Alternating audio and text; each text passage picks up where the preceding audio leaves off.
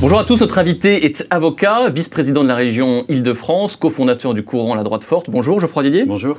Alors, ma première question est simple. Est-ce qu'on est en train d'assister à l'implosion du parti Les Républicains? Je ne crois pas.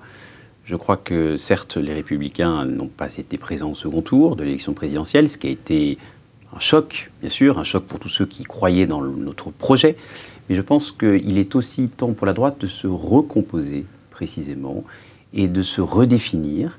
Alors, on est en train de se redéfinir, ne serait-ce qu'en défendant les couleurs de 577 candidats aux élections législatives. Les Républicains. Oui, pourquoi? Parce que les Français se sont choisis un président de la République, mais ils ne se sont pas encore choisis une politique. Il y a un calendrier institutionnel qu'il faut respecter avec un projet, une politique qui pourra être mise en œuvre avec de vraies réformes de structure, celles que nous appelons nos vœux, et qui pourront être mises en œuvre à l'Assemblée nationale avec un gouvernement qui, nous allons sans doute en parler, mais en tout cas où la droite doit peser au maximum et travailler évidemment avec le président de la République et Emmanuel Macron. Mais alors, je ne crois pas que la droite soit décomposée. Vous-même, vous aviez effectivement soutenu Alain Juppé à la primaire de la droite. Vous aviez, après le premier tour de la présidentielle, appelé à voter à titre personnel, indiqué que vous voteriez à titre personnel pour Emmanuel Macron. Une centaine, un peu plus que ça maintenant, de députés, les Républicains UDI, ont signé un appel pour répondre à la main tendue d'Emmanuel Macron. Vous ne l'avez pas signé, pour quelle raison? D'abord, dans l'entre-deux-tours, vous disiez que j'avais voté à titre personnel pour Emmanuel Macron parce que je voulais tout simplement faire barrage au Front National qui nous promettait une faillite économique qui aurait été désastreuse pour les Français et évidemment pour notre pays. Mais je l'ai fait à titre personnel parce que je ne crois pas aux consignes de vote. Je pense que dicter sa conduite à la France et dicter leur conduite aux Français leur est légitimement insupportable. Aujourd'hui, nous avons un président de la République, comme je vous l'ai dit. Nous allons devoir défendre nos candidats, le projet des Républicains, et j'estime qu'il y a un temps pour tout.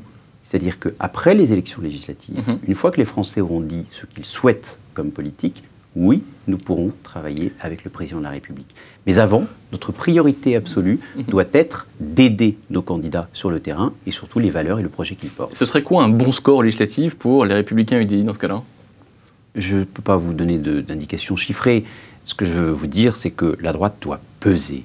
Elle doit peser, pourquoi? Parce que si ce ne sont pas des députés, les Républicains, qui se retrouvent à l'Assemblée nationale, qui ce sera? Des députés socialistes. Et à ce moment-là, Emmanuel Macron devra composer avec le Parti socialiste qui nous a menés dans le mur depuis 5 ans avec le quinquennat de François Hollande. Il en est hors de question. Aujourd'hui, encore une fois, nous avons un président de la République qui est ouvert, qui est en quelque sorte œcuménique. Et donc, c'est aux Français de lui dire si le projet qu'ils entendent mettre en œuvre pour notre pays doit peser plutôt à gauche, plutôt à droite. Moi, je souhaite qu'il pèse plutôt à droite, parce qu'il y a quand même encore une différence entre la droite et la gauche. Malgré tout ce que l'on peut dire, le clivage droite-gauche n'est plus le seul clivage, mais il existe encore.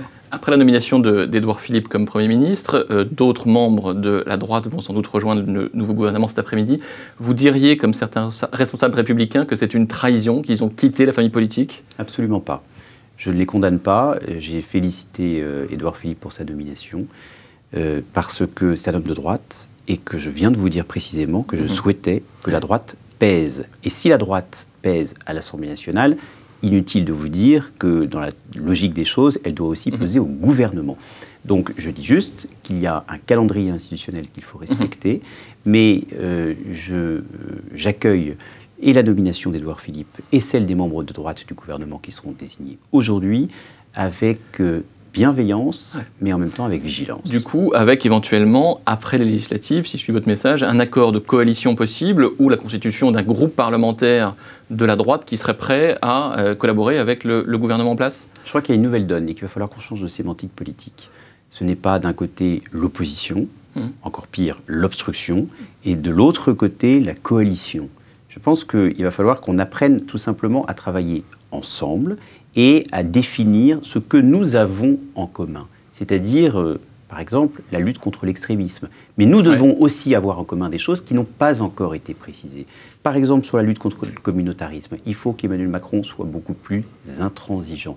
Par rapport à la compétitivité, nous devons supprimer les 35 heures. Nous devons supprimer l'ISF. Et ça, pardon, mais ce sont des réformes qui sont tellement majeures qu'il est hors de question que nous passions à côté. Nous sommes passés à côté pendant 5 ans, mais nous ne pouvons pas perdre 5 années de plus. C'est la raison pour laquelle j'accueille toutes les désignations, les nominations ou les élections de députés ou de ministres de droite avec bienveillance, parce qu'ils auront pour mission et pour devoir de peser en faveur de notre projet. Un autre exemple concret sur la réforme du marché du travail, sur laquelle Emmanuel Macron a dit qu'il voulait en faire son chantier prioritaire.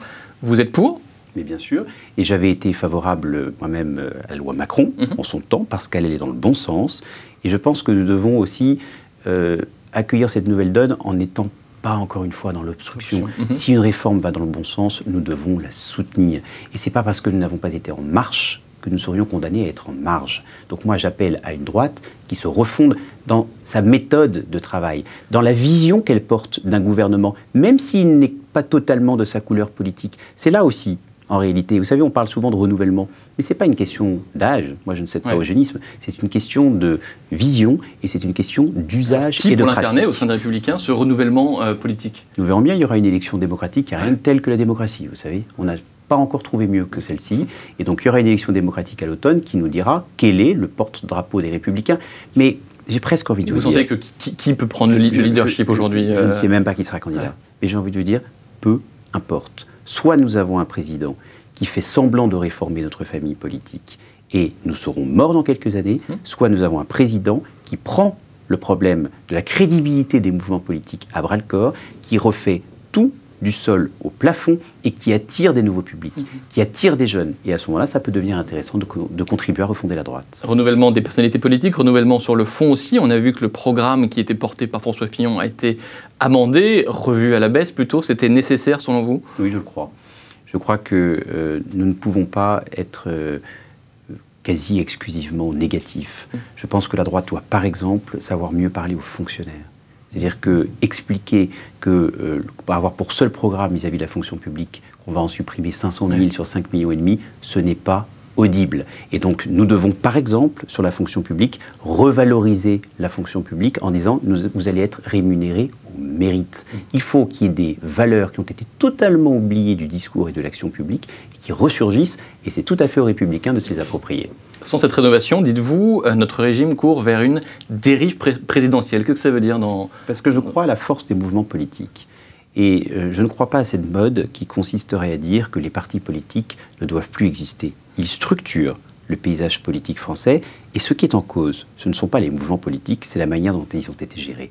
Et s'il n'y avait pas d'écran, s'il n'y avait pas de structuration de paysage politique à travers des mouvements de pensée, eh bien, nous ne serions pas à l'abri d'une dérive présidentielle. Je vous rappelle quand même que Mme Le Pen a été au second tour de l'élection présidentielle, et je ne voudrais pas que le quinquennat d'Emmanuel Macron devienne l'antichambre du Front National pour 2022. Merci beaucoup, Geoffroy Didier. Bonne journée.